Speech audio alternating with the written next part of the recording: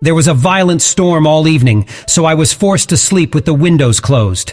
In the morning, as I was about to open the window, I was pierced by the shrill cry of a kitten. Without further ado, I went outside to find the source of the sound. My search did not take long. Right in front of my house, next to an abandoned and unfinished two-story building, a small, frightened kitten was running and crying incessantly. It was dry, indicating that it had just been abandoned. My house is on one of the main streets of the village, in a fairly busy area, and I thought that this unusual peach-colored kitten would soon be adopted. But an hour passed, then two, and the screaming didn't stop.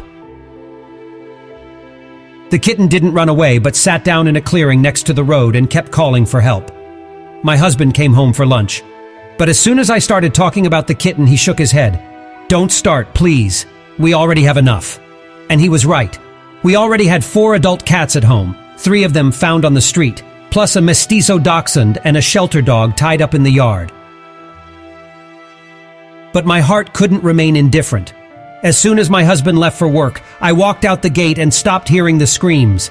I hoped that someone had already taken the animal away, but just in case, I kept looking. That's when I saw the little furry head above the window of the broken 2-story building. I spoke to it and it immediately climbed onto the windowsill. Shaking with fear, he grabbed my hand and purred. I picked him up and gave him some ground chicken and warm milk. In the yard, under an overgrown bush where the rain didn't penetrate, I placed a box of soft rags. I spent some time with the kitten while he ate, then headed for the house. But the baby wouldn't let me go and ran after me.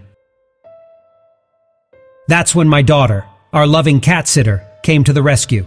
They immediately found a common language and spent the 3rd hour running around the garden chasing butterflies. The kitten became bolder, stopped shaking, and happily posed for pictures. I have posted ads in local groups, and I really hope that this beautiful cat will soon find a loving family who will love him unconditionally.